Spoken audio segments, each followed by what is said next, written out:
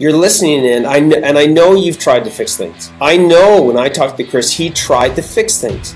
I know that he put in extra hours. I know that he was dedicated. I know he's not a dogger. I know he's not full of shit of not like check off this big fucking box of like hard worker, dedicated, willing to sacrifice. Like that's this big box of being an entrepreneur. And I hate to tell everybody listening in, but that is not going to, that's a gimme. Like if you're not willing to do that, you're fucked. Until right now, this very moment, contractors have always been on their own, not as tradespeople, but being alone and knowing how to take their business to the next level. They call us working class, they call us blue collar. They say that we don't have the smarts to become the business owner that we're meant to be. That is such bullshit. You have the ability. You're more than any of that. The question really is, where do you get the insights that you need specific to contracting to systemize your business so you can get your profits to pay for your freedom? I'm Andrew Houston. I'm going to show you how to make more profits, how to get more control, how to get more freedom in the simplest, quickest way possible without any of that bullshit. Welcome to the No Bullshit Podcast for Contractors. Listen up, level up, and if you learn something, like the video, subscribe to the channel, change your business, change your life.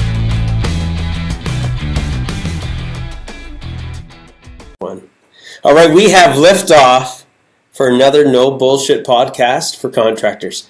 And I've got my man Kris Bradley here with me, super rock star who's been crushing it, been doing the hard work to crush it, which we're going to talk about.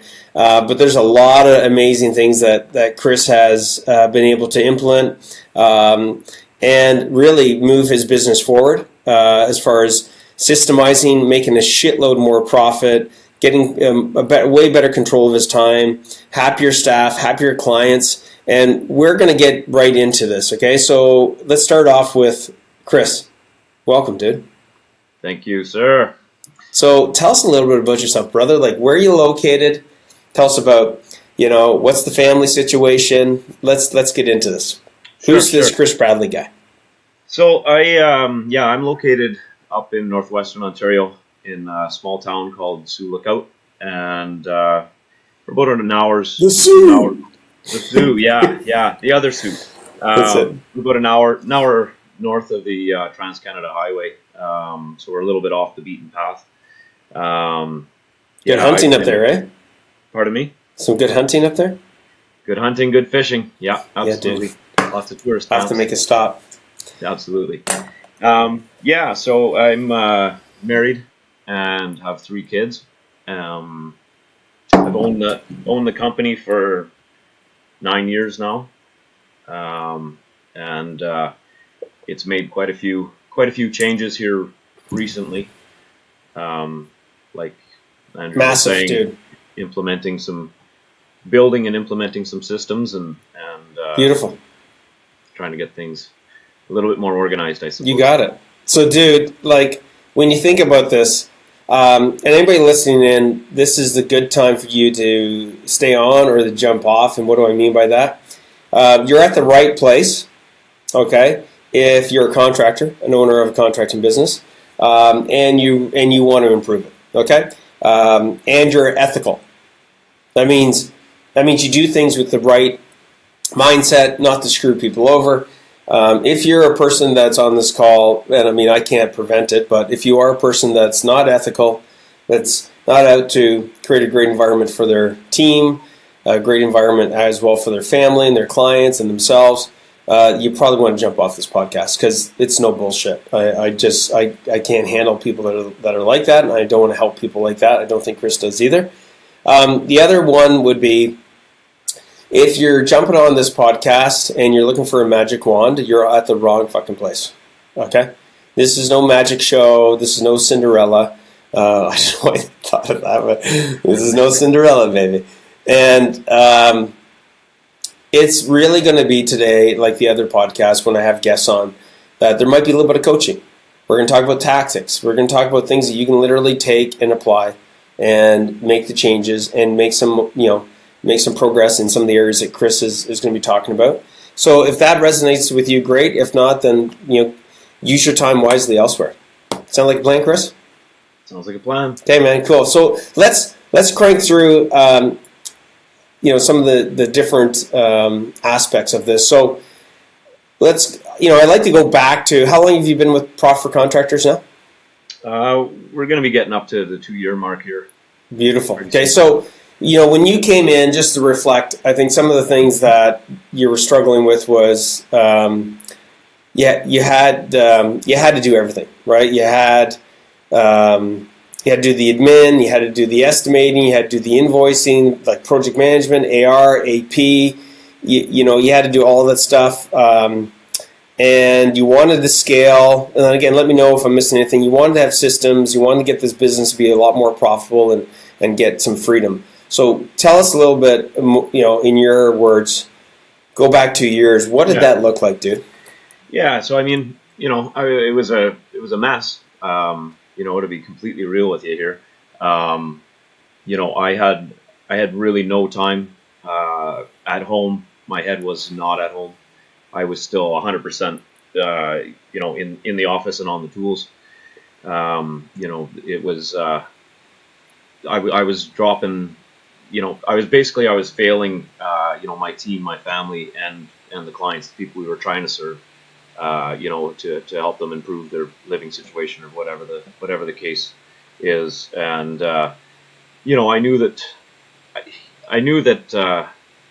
it was working in other companies. Again, I'm from a small town, so I looked at the other contractors, and they were all basically doing the same thing as me. But you start looking at other businesses and those kinds of things, and you say, well, geez, that seems a lot more complex than what we're doing, and they seem to have it pretty organized, and they've got those people doing those things, and that really kind of pushed me to wanting to learn, because I knew that. I knew that I could figure it out. That's always been kind of the way I was, is just, I'll push harder, I'll read more books, I'll do this, I'll do that, whatever it kind of takes.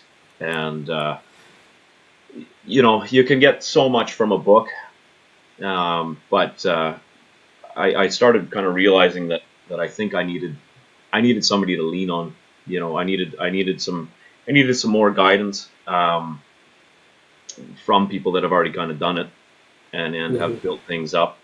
I was dropping a lot of the weight, I suppose, off my shoulders and onto my wife and onto my family, and even some of my staff that had been with me for a while. And at the end of the day, they're there to support you and say, you can figure this out. You can do it. I know you can do it. But you need more than that at times. Sometimes you need those people that are going to say, no, you're not doing this properly. Here's something that's worked for 10 other guys, 20 other guys. It's simple. It's step by step. Let's figure it out. Make it work for you.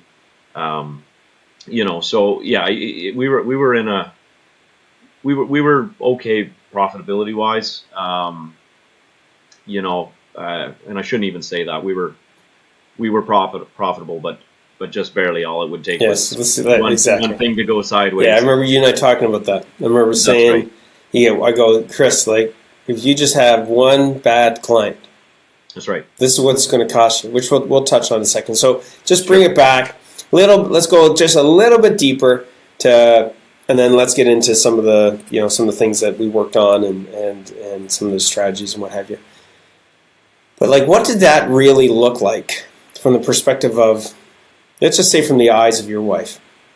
So picture you're looking through the eyes of your wife.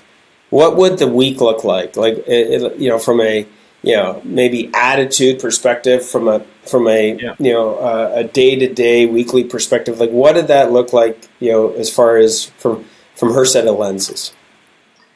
Yeah, well, I'm sure it was a struggle. There wasn't consistency.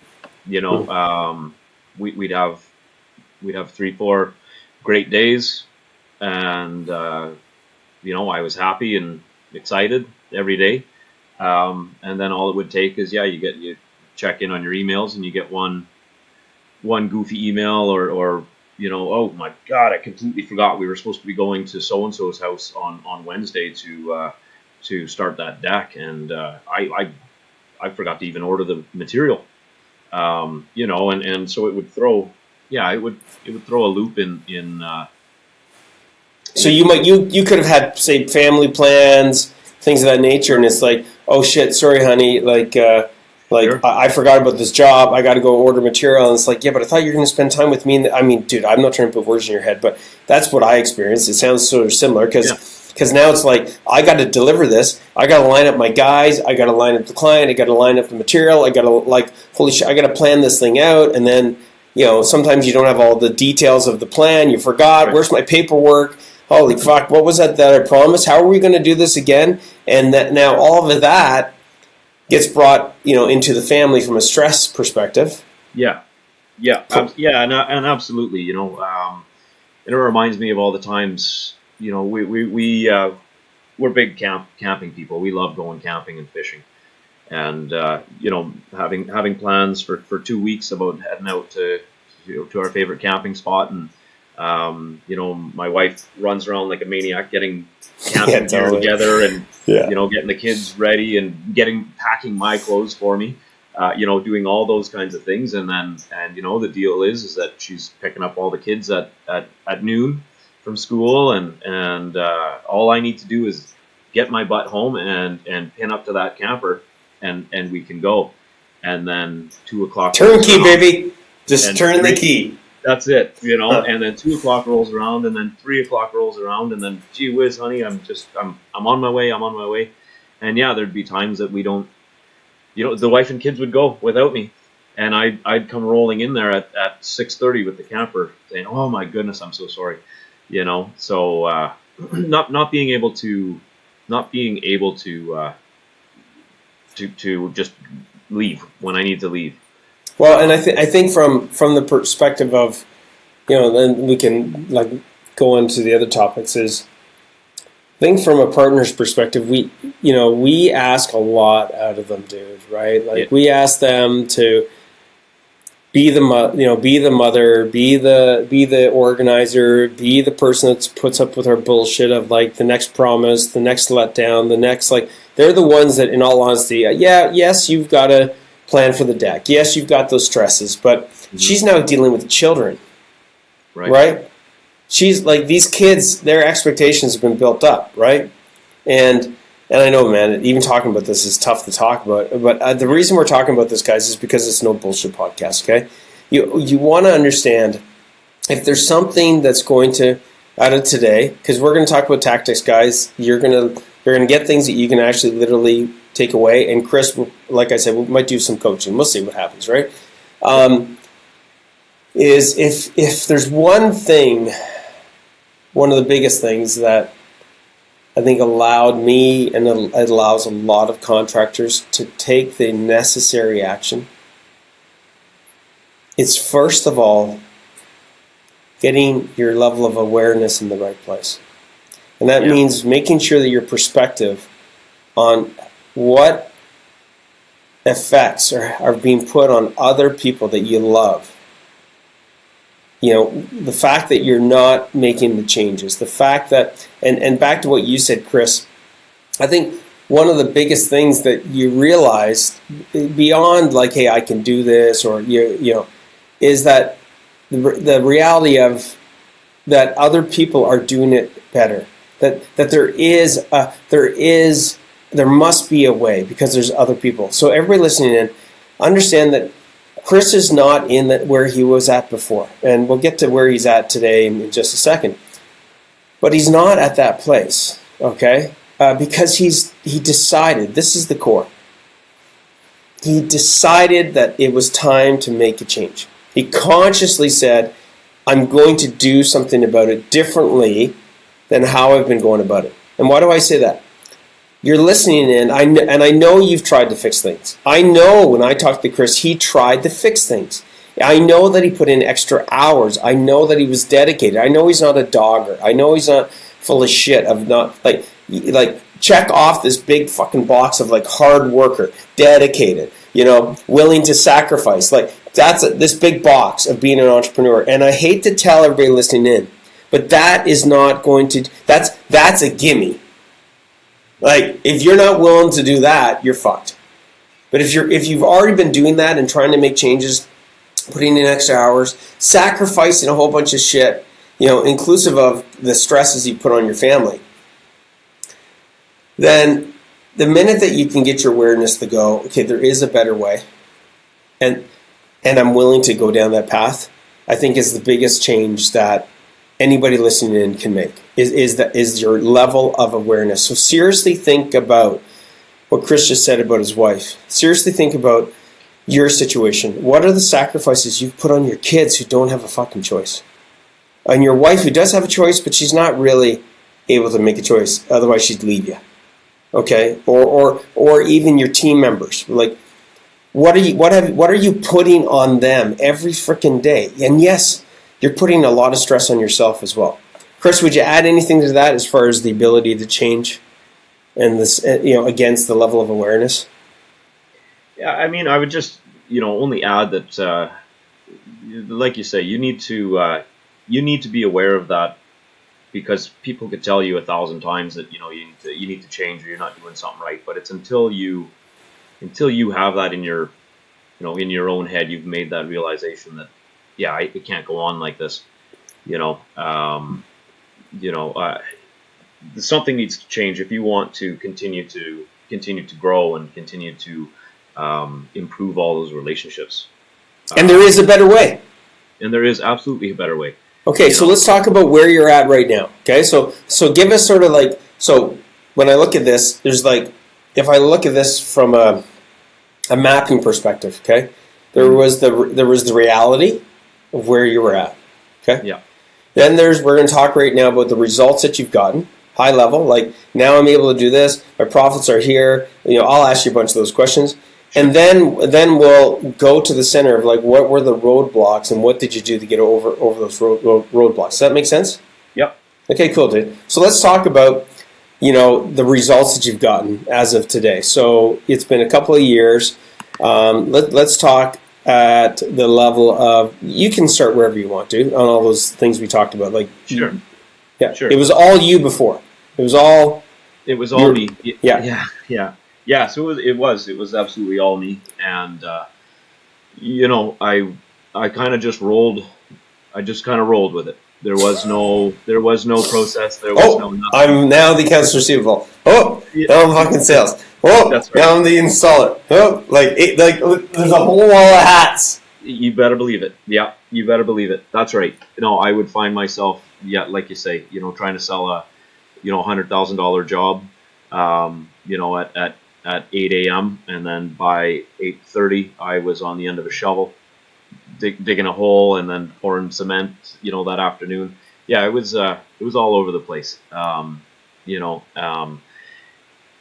suppose some of the big things that, if we're going to fast forward to today, the big thing is creating those systems. We have a step-by-step sales process now.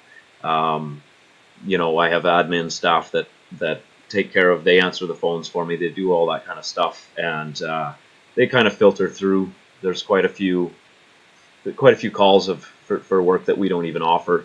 So by the time a lead gets to me or gets to salesperson, it's a qualified lead, and there is a step-by-step sales process. I'm aware of it. All of our internal staff are aware of it, and the most important is the client is aware of it.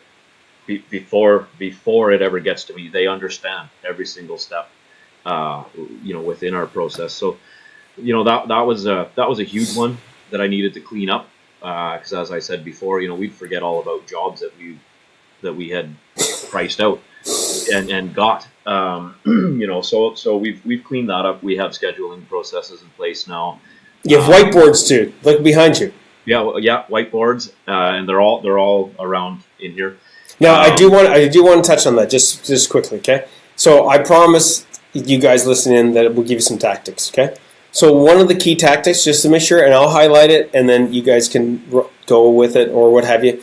Again, if you're not part of the Contractor Tips group, that's sort of like the entry level coming into getting a better understanding of what Profit Contractor is all about.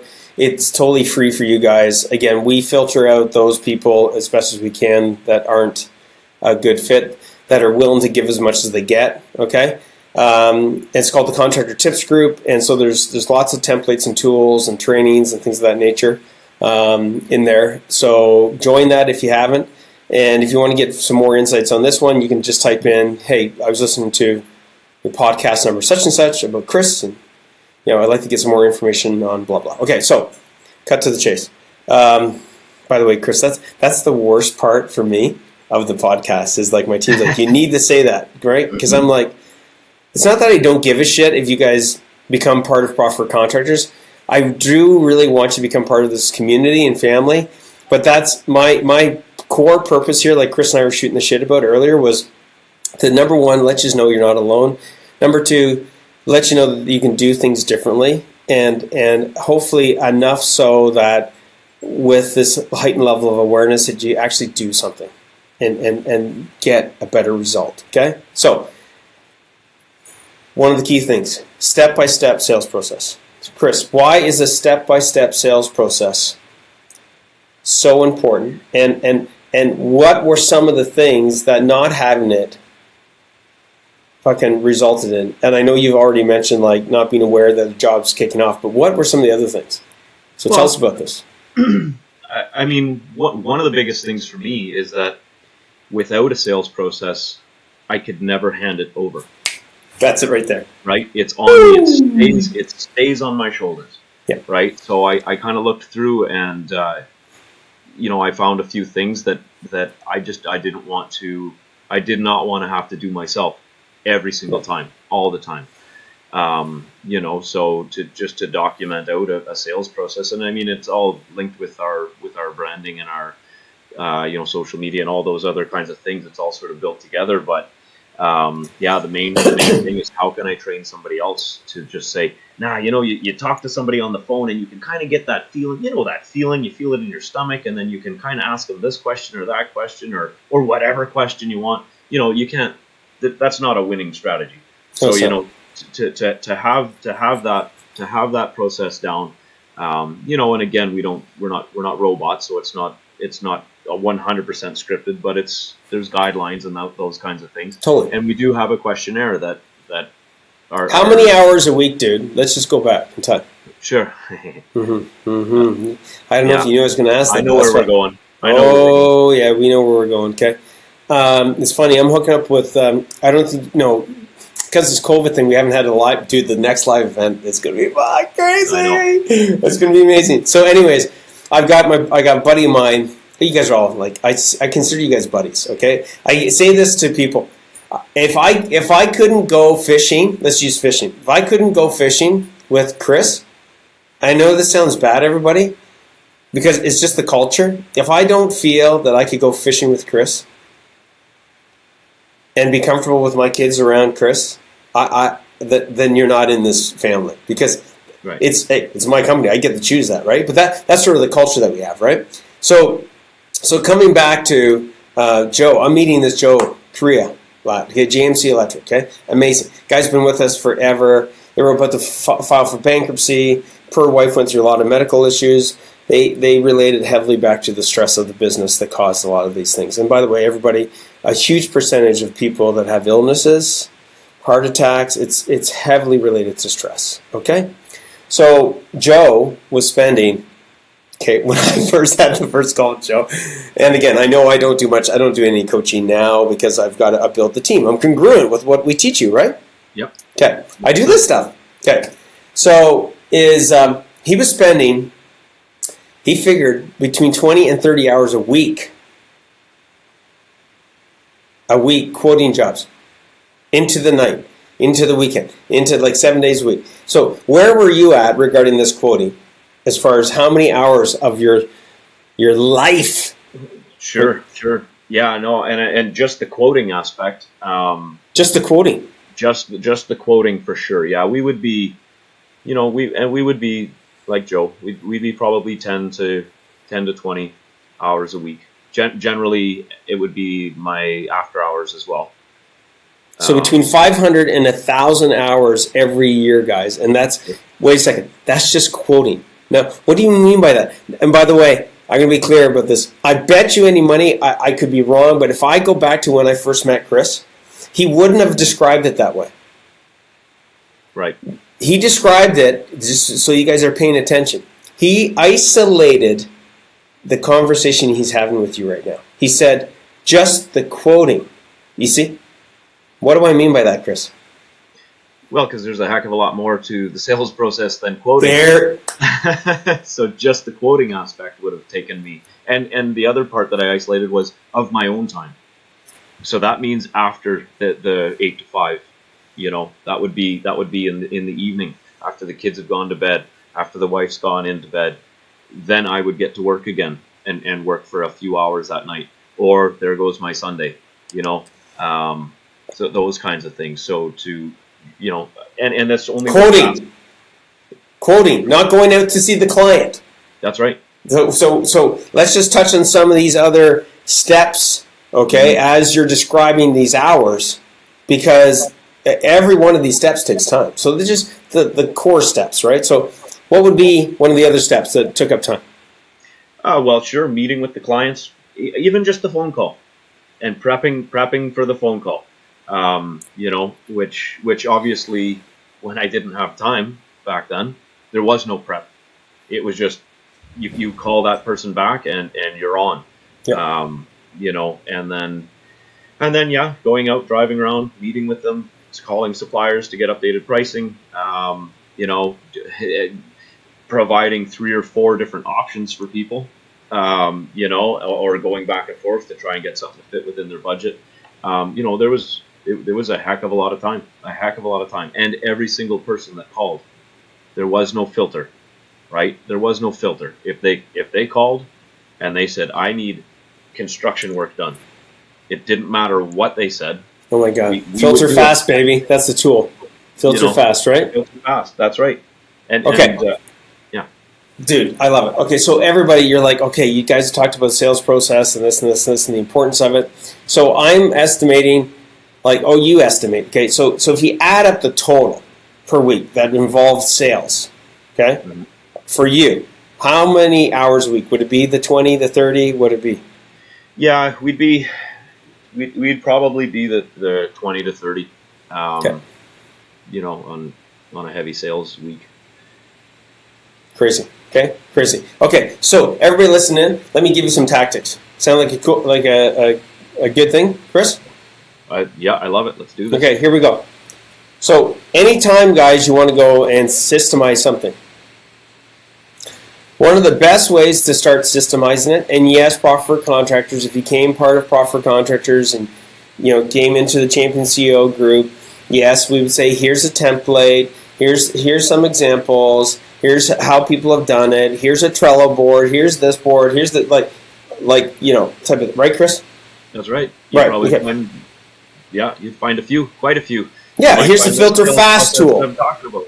Right, exactly. Here's the filter fast tool. What do you mean there's a tool just for that? Yes. Here's the scripting. Yes. Here's how you quote. This is how you quote using, you know, on an hourly basis. This is how you do it anyways, right? Your square footage or whatever the fuck. Okay, here's the templates. Okay, beautiful. So let me still help you guys. So one of the key strategies to get you started, and I want to give you strategies that there's nobody on here, and again, I'll call bullshit, that you can't fucking take this and go with it. And I remember the call I had, dude. I think I remember the call with you. You call bullshit on me. I say this all the time in this podcast. You and I had a call, and I'm like, so do you have your sales? Do you have your do you have it all laid out regarding a sales process? You were like, you were like, yeah, that was, you were like, yeah, sort of. I'm like, okay, so how many steps? And you went, what? Well, how many steps is there? Well, I don't know. Maybe. What do you mean steps? I'm like, well, you should know. Is it a 14-step sales process? Is it a 10-step sales process? Is it? And you were like, I'm not sure, coach. And I said, okay, so here's what we're going to do. Kris, again, call bullshit. So there's a couple of ways we can do this, Kris. Okay? I can give you some templates. We can give you some tools. I can do the filter fast. Here's the filter fast training. You can watch this video. Go watch the fucking thing 100 times on your time, when the kids are sleeping, whatever. Okay? So there's the training side of it. And you were like, yeah. And by the way, you are a great student, by the way. Thank you. No, dude, you are a great student. And I know this. How do I know this? Because we're able to track what you guys watch. Right. Huh. Interesting, right? Because it's a process. So one side of it, guys, is the education side of it. Okay, and I'm pretty sure in the Contractor Tips group, the Filter Fast tool is in there. It's super simple. But let me get you started on the other side of it, which is taking action. Okay? So here's what you do. Kris, this is what I suggested you. Kris, I want you to reflect back on a previous quote that you've done. You have an option. You can pick one of these options, but you have to pick one. You're like, okay. You can go back to a previous quote that you've done, and I want you with a bunch of what? Yeah, sticky notes. Yeah, sticky notes. Yeah. By the way, I know you can all do this. Oh, you need to, I don't have to go create a spreadsheet, coach? No, I'm making it so that you can't fucking call bullshit. No bullshit. No excuses. Kris, I want you to write down. Don't put the step number in here. You're just going to write down what were the steps that you took? I took the phone call. Perfect. That's a step. Seriously? Yeah. Put that fucking thing. There you go. Right there. Next step. I had to do the quote. Perfect. And do the quote. Put it up there. Okay. Now watch what started to happen. Is this what we talked about? Yeah, absolutely. Okay. Where am I going to put it, coach? Put it on your frickin' wall. Seriously, stick it on the wall. You got a wall? Put it on the wall. Put it on the table. I don't give a shit. Just put it on the wall. You're going to lay that out. If that's how you're going to do it, but remember I said there's options. So you're going to pick one that you've done, or you're going to pick one that you're going to do. Okay? Those are the options. You're going to pick one of the two. Now, why? So you pick something very specific. That means you pick a name of a client. You pick an application. Why? Because if Kris goes and quotes a fucking deck, even though he has a sales process, there are different criterias that he's going to look at versus what the steps are going to be. Now, there's some core steps, but there could be a different approach to how he quotes a $500,000 job versus a $500 service call. Everybody following me? So you need to pick one, so you pick a type, because I know everybody listening in here, you don't do one type of contracting. If you're an electrical contractor, I know you do commercial, or you do residential, or you do fucking industrial, or underneath each one of those, there's sub-fucking categories. Oh, like for me, when I had my automation company, my specialty that I ended up honing in on, luckily enough, because I like it, back in the day, I still like the odd one, is beer. So breweries were fucking exploding. It was the beginning era of the microbreweries, like the beginning era of the microbreweries, okay? So I was like, fucking perfect. These guys got a shitload of cash. They all need to automate this shit because all the fucking equipment they have is all manual. All fucking, like, seriously. And I'm like, hey, if I can systemize one of these fucking things, I can just replicate it, right? Okay? So guys, break down the steps that you have. Is this what we talked about, Kris? Yeah, absolutely. Then you're going to take a look at them, and you're going to go, everybody pay attention. If you're watching this video, you can see behind me now are 3 sticky notes. Now you're going to look at those 3 or 4 or 5, and you're going to go, what's missing in between these sticky notes? Because one of the core principles of learning is that when you can visualize, there's 3 modalities, visual, and we'll get deep into it, auditory and kinesthetic. As tradespeople, we learn by touching. We learn by looking. And then we learn, okay, by the auditory side of it, okay? So I'm going to bring that in just a second. So now we look at this and we go, what's missing? Oh, fuck, you know what? There's a step that goes in between here and here. What is it? Well, they have to send me the details of the job. Maybe it's a blueprint. Maybe it's like, how much money they're looking at spending. Maybe it's a budgetary price. Maybe that's what goes there. Guys, okay? Now, I do know what should go there. But this is the beginning steps for you, okay? The next step that you do is after you've done that and you've got your stickies, you're like, I think I've got it all. Isn't it smart, Kris, that we go and say, hey, bring over our PM or bring over somebody, even one of the installers, and go, even your wife, even anybody, because trust me, even a kid, you will be surprised. Here's the steps I've got. Here's what I'm trying to do. Is there anything that you would add? And Kris, do they have things to add? Oh, yeah. Add or take out sometimes. Or modify. Or modify, absolutely. Right. Yep. Right. Okay. So guys, write this down. They're going to look at it, and there's going to be things that are going to be like, no, don't do that. Otherwise, stop. There's going to be things on this like, yeah, man, keep that. Perfect. There's going to be things on there that are like, yeah, we need to modify and start doing this. Perfect. Mm-hmm. That is the beginning of your sales process. Yep. Now your job is to put that into a format that other people, starting with you, can follow. Because if you can't follow it, Kris, can other people follow it? No, heck no. No, and you can't, and how are you going to explain it, right? It's got to be simplified. Totally. It's, you know, and... Yep. Kris, for that there is systemizing your quoting process. Yep. Okay. Is that a basic baseline approach that you could take with anything that needs to be systemized in your business? Survey says. Absolutely. 100%. Ordering material. Yep. What do you mean? I'm the only person that... Yeah. Go ahead. Yeah, I was just going to say, yeah, it's a step-by-step process.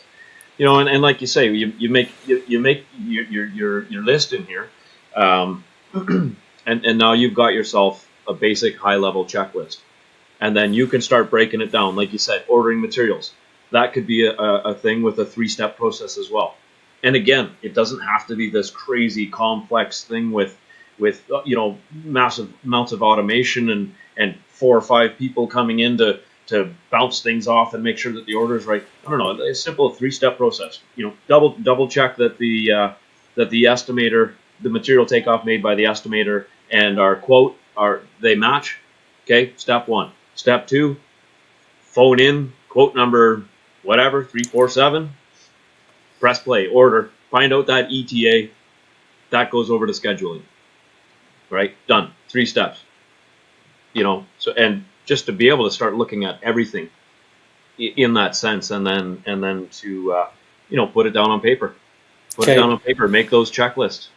Guys, by the way, if you're listening in, like if you go back to this record and hit rewind, he is so crystal clear. He was actually you were describing part of your process, weren't you? Oh yeah, 100%.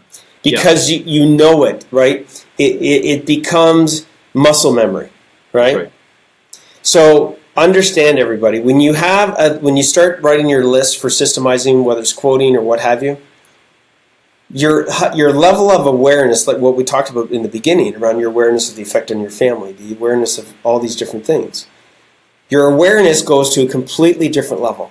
And part of the reason of that, not to get too crazy deep, is that you're leveraging how humans learn, right? When you can combine a visual with an auditory and a kinesthetic, something that you can touch and move, you literally amplify your ability to solve a problem, okay? That's why tradespeople, okay, when it comes to solving problems, I'm deadly serious. I was a big troubleshooter. I love troubleshooting. I could troubleshoot a bit on the phone, but man, you couldn't. As soon as my feet, just like we talked about hitting the ice or hitting, you know, skateboarding in sports and being competitive and, you know, having that little bit of nervous tension and what have you. Same thing. As soon as my feet hit the pavement and I was in front of that freaking machine that was broken down, I could start figuring it out because I could actually touch this, test this, do that. Fuck. Okay, guys, the fucking problem is this over here. What? No, it's not. No, I'm telling you, the problem's like this. And it's like, oh my God, how'd you figure that out? Because it's a process. Because we're using that mentally, right? So dude, this has saved you a shitload of time. Now let's. So guys, just to let you know, it's not Blarney. How much time now are you spending doing quoting? Maybe a couple hours a month. And a month, dude. Yeah, and it's just sort of just double checking because I don't do a lot of it now. You know, you've delegated it. Yeah, I've delegated it. That's right, and we have simple processes, and we have different estimating templates, and so it's really kind of plug and play. We've got it figured out, and we've got it SOPs and all those kinds of things. So it's simple. I can train anybody in about a week, and then they're good to go. It's going to be kind of the same with any of it. The same with the entire business is, you want to try and have 80% of the stuff in place, because there's always going to be those 20% variables, where a strange quote comes in or something, and we don't have a template for that yet. But we also only price that once every 2 years, so it doesn't make sense for me to spend a week to build that template. Now, dude, you go fishing with your kids. Okay, let's bring it back. Yeah. I can see your reaction. What am I about to say? Yeah, well, you've got time to go. You've got time to go, and your brain is in that boat with the kids. You come back, dude. It's 2 weeks later. Is the business stalled? Has the business gone backwards, or actually have some jobs been landed? Have things moved forward? No, tell me, what's it like now? Yeah, so I mean, we're obviously not at a complete run on your own, and I sit on a boat all day. But we've made leaps and bounds in the sense that the jobs can be sold to an extent without me. Obviously, they can be priced and estimated through those templates, scheduled without me, and the jobs can be done without me. Any follow-up calls along the way, all that stuff is done without me, and the teams in the field are more than capable to go in and do 90% of these jobs without me being there, and the invoices are sent as well. So, it's nice to have that ability to be able to, if I wanted to go and I'll use an example. Last year, I left and went down and seen my family down in your area, and we were gone for 3 weeks, and I had 2 phone calls from the company, and they were more so just, how's everything going down there? What's the weather like? How's your family doing? So, it didn't catch fire while I was gone. I love it, bro. I love it. Let's get into one of the areas that I've noticed with you, watching you and hearing about you in your progress, is your ability to start thinking like a champion CEO. And one of those things that I think, what starts to happen when you start getting this free time, let's face it, it's free time, because you start asking yourself, what am I going to do with my time? Right? Like, I'm not doing all this coding, what am I going to do? Like, there comes a point where it's like, you started focusing on like your company mission. You started talking, more about like, what is it I'm trying to create, versus just like, did we get this job done this week? Tell people a little bit about how this journey has allowed you to think differently and look at things at a much higher level. Tell us about that. Yeah, I think a lot of it, you're so clouded up with the day-to-day, for a lot of it, and as you're saying, you sort of start to, be able to look down from a little bit higher, and you start into, okay, we should build a system for that or that. And then, like you say, you kind of keep being able to sort of get a little bit, be able to look down from a little bit higher. And, so I've been able to, I'm going to say I've had a few glimpses, I suppose. I'm not sitting up there looking down by any means, but this is where it starts, though, doesn't it, dude? It is. And it's once you get that, to be able to look down and to be able to know what, what your mission is, what you want to be able to achieve and accomplish for other people, I think is a big part of it too. Mm-hmm. I feel as though once you have that mission straight in your mind and clear, it almost gets a little easier, because you're not being, you're not clouded by sort of the day-to-day, or these weird things that kind of come up that are out of your control and those kinds of things, you're able to look at your high-level mission, and you're able to focus on it, and you're able to clearly see the steps and the things that you need to put in place. What is the mission, by the way? Like, see, sometimes what happens is we take for granted the language that we use. It literally is a language that some people might be like we got tens of thousands of people listening in on this. I'm sure there's a percentage of them are like, what do you mean a mission? What are you talking about? Like, what does that mean? Yeah, I mean, well, what it means to me, and it's going to be something different for everyone, obviously. But the like our mission for our company, I suppose, is that we want to be able to help as many people as we can. Right. Get into new houses, and the way that we're going to do that is there's a few different ways. To be able to build efficient teams, obviously, to nail a sales process, and to be able to remain profitable, so that we don't go out of business, so that we can continue to provide this service for people, and to be there for warranty work if it comes up, or to be there for follow-up, and to be there for all those kinds of things, and to actually be a part of our community and its growth. So, whereas in the past it was just cloudy. It would sort of depend on the day of the week you were, how what the weather was like, or those kinds of things. But the other nice thing, and I think it kind of goes along with a few other things, but being able to relay that onto the other team members. This is why we're here. This is our main goal, and everybody gets excited about it. Like, oh, that's great. Yeah. If we can do 6 new builds a year, then how many people is that going to help in our community?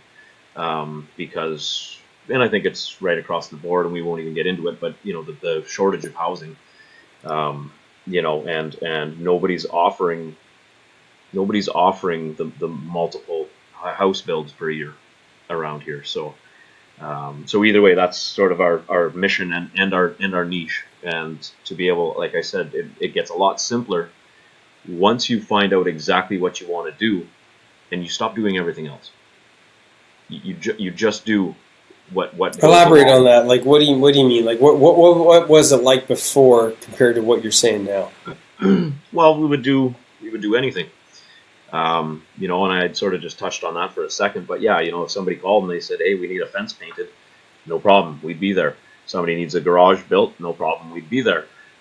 Window replaced, okay, sure. Some, full house renovations, just, and I look at it in the sense that I've built a team sort of with the new construction aspect in mind, and so I have specialists in that area. And for the longest time, we were still doing anything, anytime the phone would ring. And, it didn't work out very well for our company. The clients were happy, but they could have been happier, I'm sure, if they had found somebody that specialized in that area. Mm-hmm. And it really hurt the bottom line of the company. And at the end of the day, the guys were specialists in an area because that's what they enjoyed doing.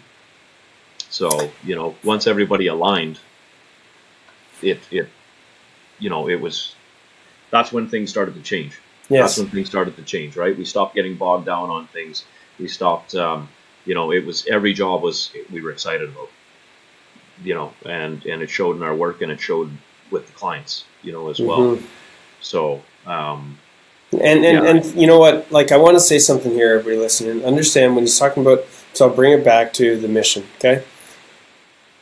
Like, what happens when you start defining a mission is that it's not that the things that you're trying to solve don't have purpose. It's that they have a greater purpose. Okay. So understand what Kris is saying. You're probably listening on this podcast, and you're similar to Kris, and I was similar to Kris. Like, yeah, okay, we're gonna wire a house or commercial or fucking Tim Hortons or whatever office building. Okay, I'm going to go build automation lines, whatever. And it's scary. Okay, I'll tell you why. Because that's what's kept you busy, right? And something has to be sacrificed. So let's give you a little tactic on this, okay? So one of the key things, guys, I want to let you know is you've got to have a starting point, okay? So when we talk about filtering fast, the same principles for what Kris learned how to filter fast for, like, we were the Class D deadbeat clients we do not ever want in the door, or can't, Class C can't deal with, or B, okay, they're just sort of basic, or the A, they're like awesome. Like just having that categorization and definition of like what's an A, B, C, and D is super important. So if you want, take a piece of paper and write down A, B, C, and D. You can all do that. Yeah, everybody can, right? You can write down A, B, C, and D. Now, your job is to pick, just like we did. Notice this constant principle. Pick one area of your business, and in this case, one type of business. Now, you have a choice. I'm going to get Kris to see what his answer is to this. You can pick the D type of work that is like, it's just a pain in the ass, we do it. Maybe that's, in Kris's case, it was painting fences, okay, or doing miscellaneous odd jobs around homes, okay, whatever that is, okay? Or you can pick the awesome, okay, which is like, this is what I wanted. I want to build these homes. This is the kind of stuff that excites me, okay? So you have an option, okay? You can choose number one, you pick the worst. Number two, you pick the best and define it. Or number three, which is all of the above. Which one should they pick, Kris? Awesome, of course. Yes. Why? Your number one choice. Well, and it's just like I said. It's what's going to excite you. It's what is most profitable for your company, and sometimes maybe not even that, but it has to be profitable, and it has to be something that you're going to be able to be excited about, and that your friends are going, your teammates, your staff is going to be excited about, all those kinds of things. And it doesn't mean that somebody that paints fences, it doesn't mean that's a Class D work, because somebody that enjoys that, and that's what their drive is, right? It doesn't matter what it is. You have to. I think as the leader, you have to be excited about what you're doing, because your staff will never be excited otherwise. Okay, I love it. So you ready for a little micro level of coaching? Let's do this. So my choice is all of the above.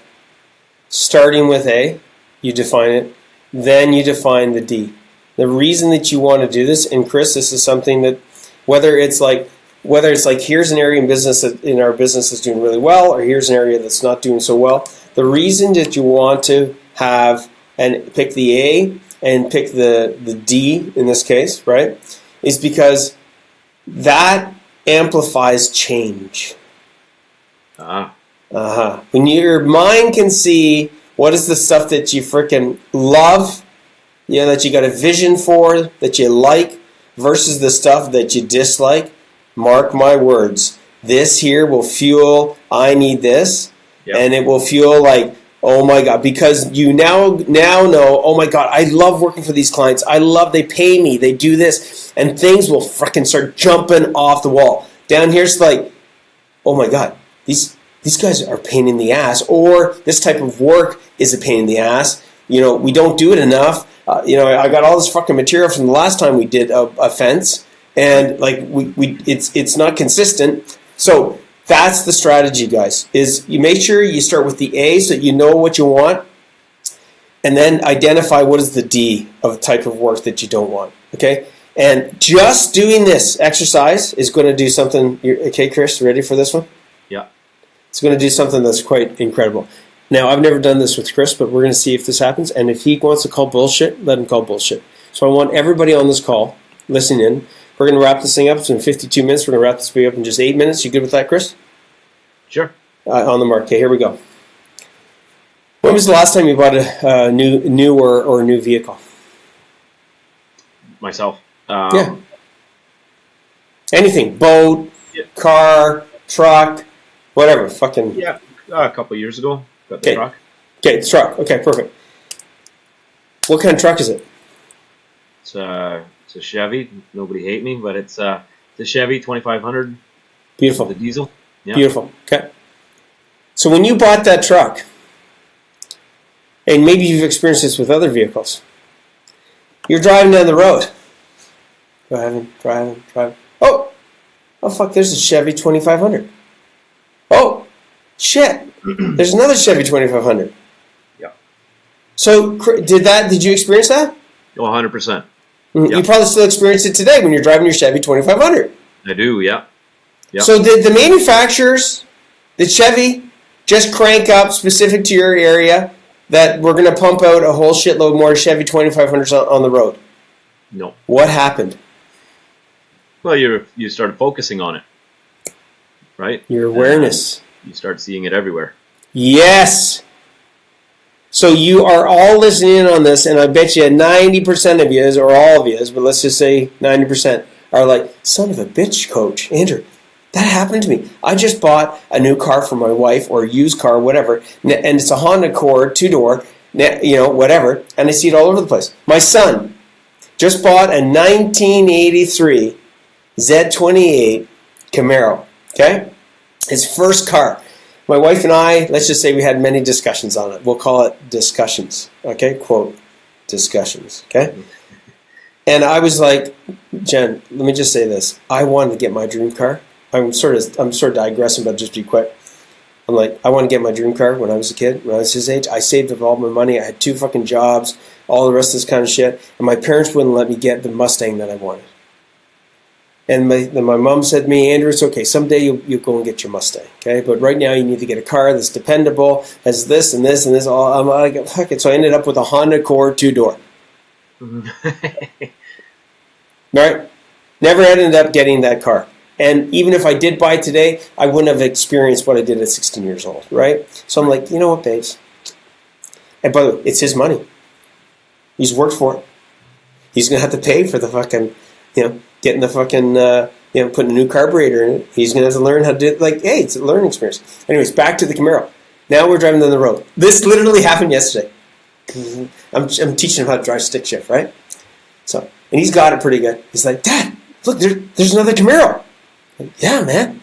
Dad, look, there's another Camaro.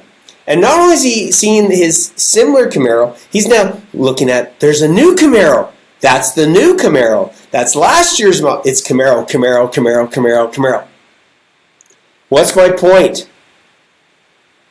When you start focusing in on what you want and what you like, Kris, did this happen to you? Did you start to get more leads? Did you start? Tell me, dude. Call the bullshit. What happened? Yeah, no, that is no bullshit.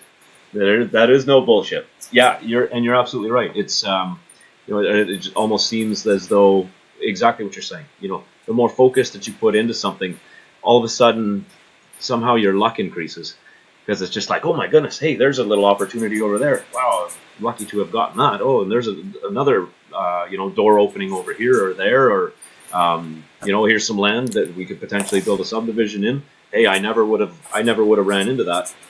If I wasn't getting hyper focused in on that mission and which way you want to go. You start putting enough pressure on something, it's got to happen. Hey, dude. I don't know what's going to happen with this writing. Let's see. Can you read? Yeah. What's that say? Labor under correct knowledge. Luck. I love it. Labor under correct knowledge. Huh. I'm going to work hard to get these kind of clients. I'm going to specialize on these kind of clients. Oh, I'm also going to tell my team, look out for these fuckers. Yeah. They don't pay their bills. And I'm not saying that's always the case. But even you said, let's say type of work. We don't do that type of work.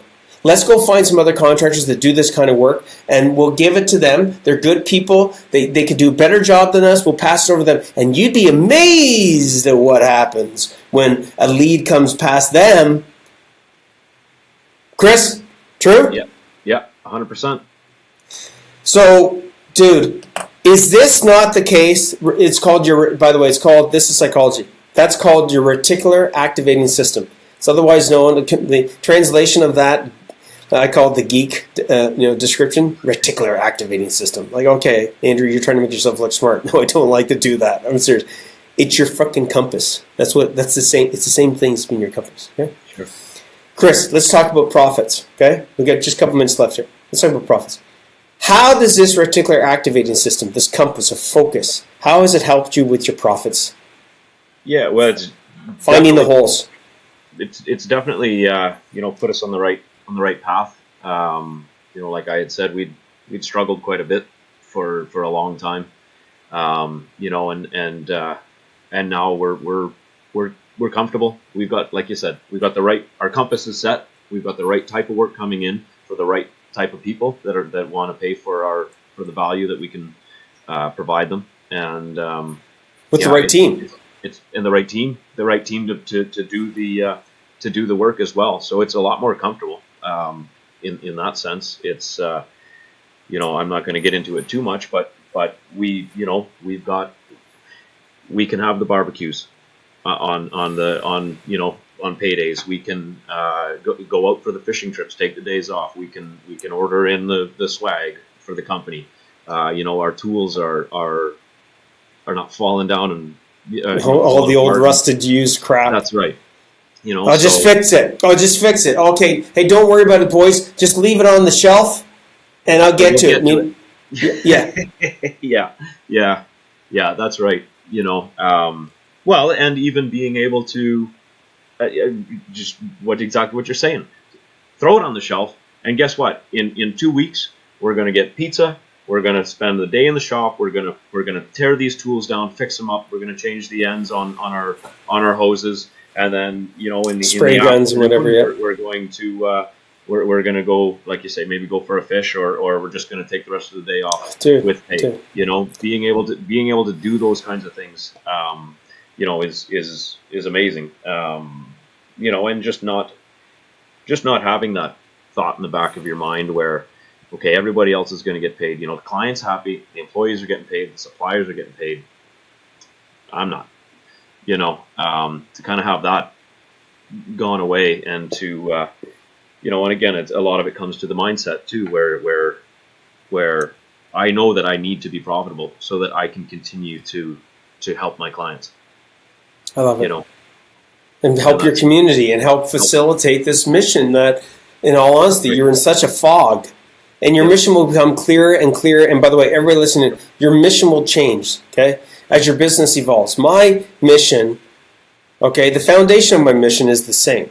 But my mission of like what I think I can accomplish now is like, I'm not shitting everybody. It literally is 500x what it used to be. Because back to what Kris was at the beginning of this call, everybody starts with wearing all the hats.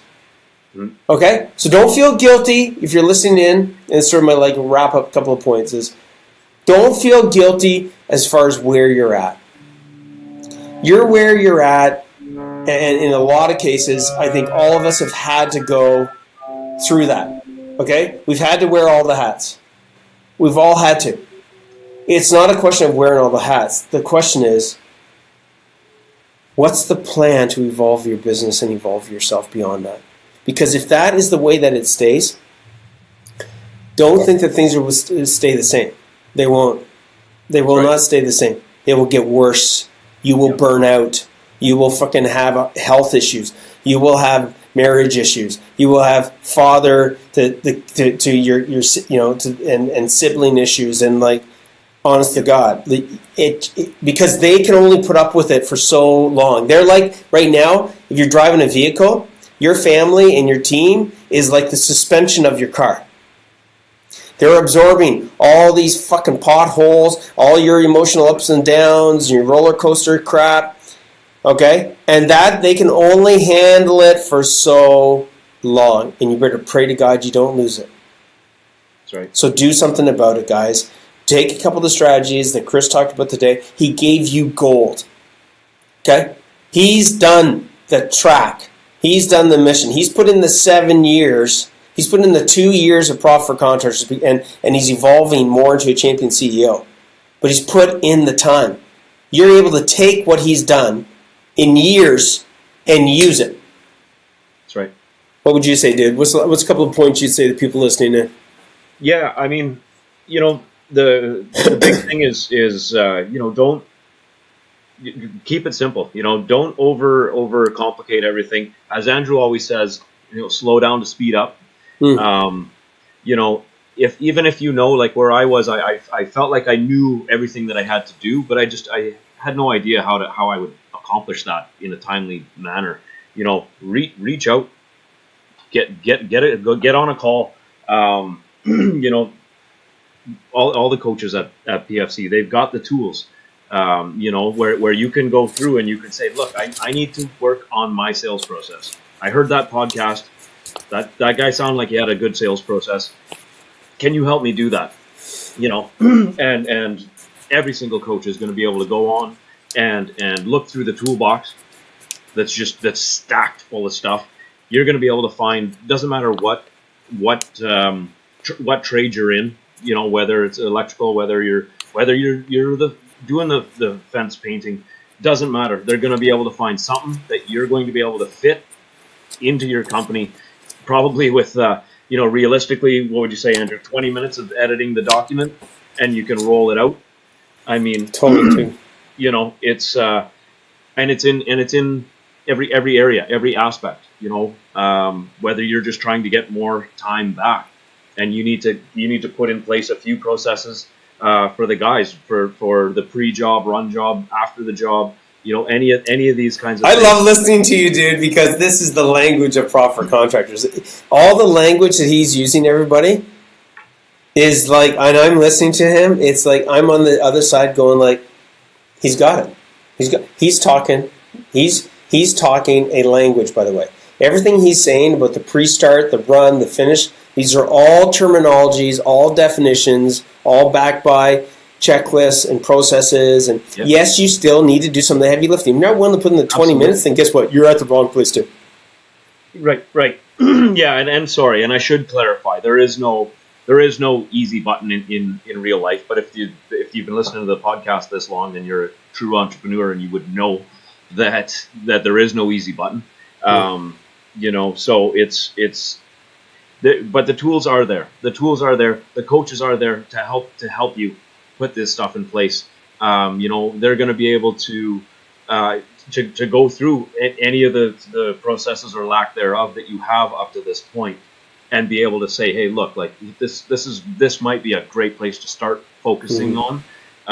You know, and like I had touched on with the time and team, like you're going to want to be able to make that time for yourself so that you can start. You'll have the ability to start working on these other things without trying to do it like I did it before I started and take my family's time away and do it in the evenings and do it on the weekends. Well, and it still didn't solve the problems, dude. And it still didn't solve the problems. No. I mean, no. Let's just be clear. That's right. No, it created different problems. Totally, guys. If you don't do things like seriously, my son made amazing banana bread last night, and this is my wrap up of this. Okay, and then Kris, we'll hit the stop button and make sure it gets uploaded, all the rest of that kind of stuff. Stay on for a minute. Is this? He made this banana bread. It was so good. Now let me express this analogy. Okay, he followed a recipe. Okay, now I'm going to tell you this. Listen in. The first banana bread that he made in following a recipe, okay? He tried to make banana bread his own way, not good, okay? He's like, it's easy. I don't need any, you know, I know it all. Okay, dude, here you go. Here's the bananas. Go ahead, make it. And then, oh my God, it's a disaster. Oh my God, you're cleaning up the stove, the oven because there's just shit everywhere. It's like, okay, dude, like, whatever, right? No, you don't need to freak out. Just say, it's a lesson. It's an opportunity to teach. So, now, why is this banana bread really, really good? Because he ended up following a recipe and he made a good banana bread. It was a pretty good banana bread. I would want to say originally it was amazing because it was my mom's recipe, but it was at the time amazing because that's what I had grown up with. Now he's modified and improved the recipe such that it tastes even better. But understand, guys, the recipe has an order. And you might be like, I still not get it, Andrew. Let me tell you, if a banana bread can be disastrous if you don't apply the egg, just one ingredient. If you apply it in the wrong order, just one thing, if you turn the temperature up and you leave it for too long or too little, and you start eating into this thing and it's like mush or it's fucking burnt, that's only one thing. That's making a fucking banana bread. Your business is 1,000 times more complicated. Okay? Yep. And it involves people, not a banana bread. Yep. So if you don't get this stuff done, I'm telling you, take these things, get started so you know that this can have an impact on your business. But mark my words, this podcast is not to solve the problems, it's to give you momentum and awareness that you know that there's another opportunity for a bigger change. Because you need to follow a recipe. There is an order in which you do things. I didn't go to Kris and say, hey Kris, go build an organizational chart and fucking write all the policies and stuff if you can't even control his time. Right. And Kris is going, right, like that makes sense. It makes sense because now he gets it. He's been taught that there's an order. You don't go to fucking kindergarten and learn what they teach you in college as a tradie. Why? Because you can't.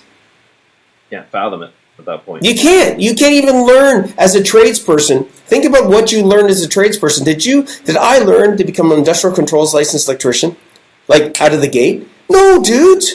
I would have killed a lot of people, man, if I didn't learn the basics from a basic. Here's what DC voltage is. Here's a series circuit. Here's a parallel circuit. Here's AC. I'm like, oh my God, this is fun. I'm like, yeah, but dude, do you understand it? Yeah, sure I do. Okay. Here's your multimeter. Go fix it. It's all this is a fucking light bulb. Same as you, right? Yeah. No, absolutely. Absolutely. So there's an order. Yeah. Yeah, and it's, and I always find it, almost like when you very first learn how to have that balance on a bicycle. That feeling where you're falling and you're unsteady and you try over and over and over again. And when you're young, maybe it takes you a few weeks. And then all of a sudden you get that whoop and that balance and it kicks in and you go, oh, okay. Now I understand that. Well, it's those aha moments that you'll continue to do. And once you get it, that's a great analogy because people say, hey man, once you ride a bike, you know how to ride a bike. Isn't it true? I mean, other than if you had some car accident or something like that, but the human mind, once you learn how to ride a bike, you know how to ride a bike. That's right. And it becomes so ingrained in you that it's unconsciously competent. What does that mean? You don't get on a bike and think about, oh my God, oh, I'm going to fall. No, that learning is like done. Way back. You just get on the bike and you know how to do it. Kris today, if you listen to this recording and you go back to it, he now talks the language of a champion CEO. He talks about systems. He mentions little things that you guys might not pick up, but I pick up. He mentions time and team. That's a structure, guys. There's time and team, profits and cash flow, marketing and sales. You're like, what? Yes, and that's an order. That is an actual part of the core recipe, right? That's like a bunch of fucking apple pies, okay? So, guys, here's my last little recommendation. Well, I'm just repeating it. Understand the people you're affecting. We've given you two or three really simple strategies, like literally sticky note frickin' strategies that you write on with a marker. Please take it. Please do something with it. If you're interested in getting some more help, great. Raise your hand. We're here to help you. Join that Contractor Tips group. By the way, there's over, I think, almost 10,000 people. I think we're at 9,500 now. 9,500 contractors in there, right? Is that crazy, dude? Yeah. 9,500. Like, that's, what? Dude, that's more people than the freaking town I come from. Yeah, that's more people than live in my town. See? Dude, that's fucking great. So look, and for all the champion CEOs, I forgot this, all the champion CEOs that are part of Profit for Contractors, guys, reach out to Kris. Type in the champion CEO group. If you want to see some of these things that he's worked on, you want to see some of these policies, you want to get some insights, Kris, I'm sure you're part of the community. Just type in Kris Bradley. His name will pop up with all the posts that he's done. Reach out to him.